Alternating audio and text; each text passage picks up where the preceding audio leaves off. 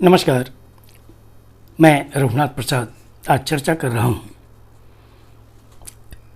Higher judiciary में, high courts और supreme court में एससी, एसटी, ओबीसी और माइनॉरिटीज़ के रिप्रेजेंटेशन की। भले आज बहुत ढिंढोरा पीटा जा रहा हो कि लोग बहुत आगे बढ़ रहे हैं, अगर मंत्रियों की संख्या बढ़ गई तो कहा जाता है कि पिछड़ों के लिए, अनुसूचित जाति के लिए, अनुसूचित जनजाति के लिए ये कर दिया गया।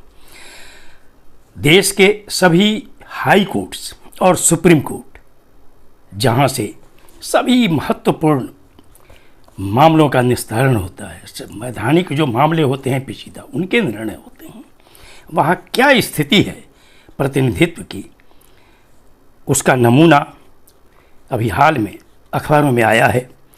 राष्ट्रीय जनता दल के राज्यसभा सांसद श्री मनोज कुमार झा जी ने एक प्रश्न किया था कि हायर जुडिशियरी में क्या स्थिति है रिप्रेजेंटेशन की, एससी, एसटी, ओबीसी और माइनॉरिटी की।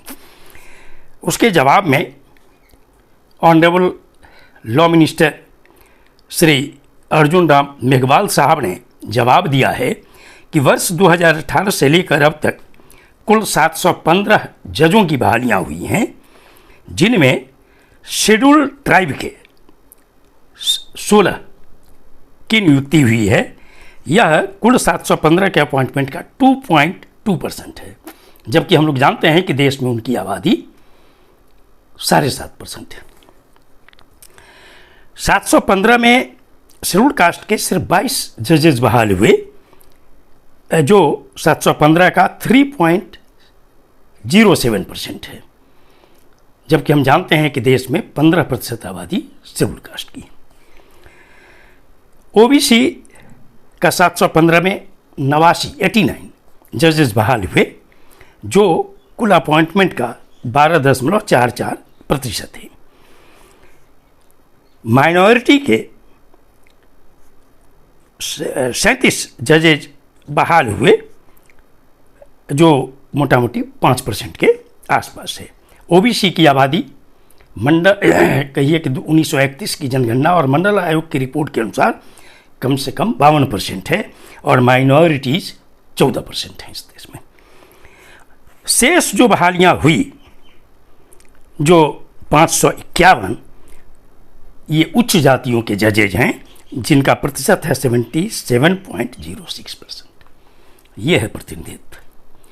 आखिर अपने देश के हाई कोर्ट्स के कॉलेजियम क्या कर रहे हैं, ये अब सोचने का विषय है। और यही कारण है कि अभी राज्यसभा में बहुत बड़ा डिबेट हुआ है कि एनजेएसी जो स्टक डाउन हो गया 2016 में, उसको रिवाइव करने की ज़रूरत है, कॉलेजियम सिस्टम को बदलने की ज़रूरत है। मैं यहाँ पर यह कहना चाहूँगा कि कॉलेज जो एनजेएसी का जो प्रस्ताव यदि सरकार बनाती है, तो उसमें पहले के बनिस्पत इसमें और कुछ अंतर होना चाहिए। जैसे एनजेएसी का जो गठन हो, उसमें चीफ जस्टिस ऑफ इंडिया हों, प्राइम मिनिस्टर हों, लॉ मिनिस्टर हों, लोकसभा और राज्यसभा में जो मान्यता प्राप्त विपक्षी दल के नेता हैं वो हों, और अगर मान्यता प्राप्त नहीं है कोई दल, तो जो सबसे बड़ा दल है विपक्ष का, उसके नेता हों। इसके अतिरिक्त सुप्रीम कोर्ट के 2 जो वरिष्ठतम जज हों सीजेआई के बाद, वो हों, और 2 जूरिस्ट पूरे देश के स्तर से लिए जाएं, जो सीजेआई के द्वारा मनोनीत। इसी प्रकार हाईकोर्ट में जो व्यवस्था होनी चाहिए, जो हाईकोर्ट कॉलेजियम रिकमेंड, या हाईकोर्ट में जो एनजेएसी टाइप की व्यवस्था हो, जो रिकमेंड करे सुप्रीम कोर्ट को, उसमें भी व्यवस्था होनी चाहिए कि उसमें चीफ जस्टिस होने चाहिए संबंधित हाईकोर्ट के, चीफ मिनिस्टर होने चाहिए, लॉ मिनिस्टर होने चाहिए, और विधानसभा में जो लीडर ऑफ द ऑपोजिशन हो, या अगर मान्यता प्राप्त विपक्षी दल नहीं है तो जो सबसे बड़ा दल हो विपक्ष का, उसके नेता होने चाहिए। और उसमें हाई कोर्ट के जो सीनियर मोस्ट 2 जजेज हों चीफ जस्टिस के बाद, और 2 जूरिस्ट जो हाई कोर्ट के चीफ जस्टिस के द्वारा मनोनीत हों।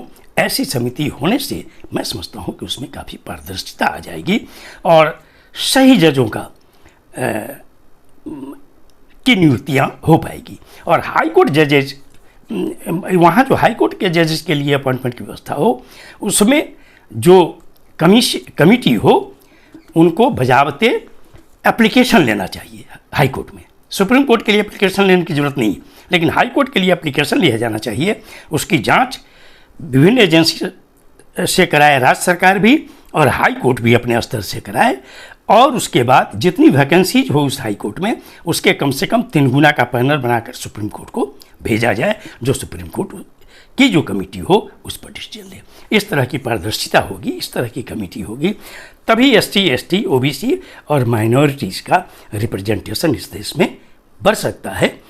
अन्यथा आज जो स्थिति है कि देश की आज़ादी के 78 वर्षों बाद भी जब ये हालत है अपॉइंटमेंट की, तो क्या होगा आगे। ये वीडियो आपको अच्छा लगा हो तो निश्चित तौर पर लाइक करें, शेयर करें। अब तक मेरे चैनल को आपने सब्सक्राइब नहीं किया, सब्सक्राइब करें, बेल आइकन को टच करें, ताकि मेरे हर आने वाले वीडियो का नोटिफिकेशन आपको तुरंत मिल जाए। आप सभी लोगों के लिए शुभकामनाएं। धन्यवाद। जय।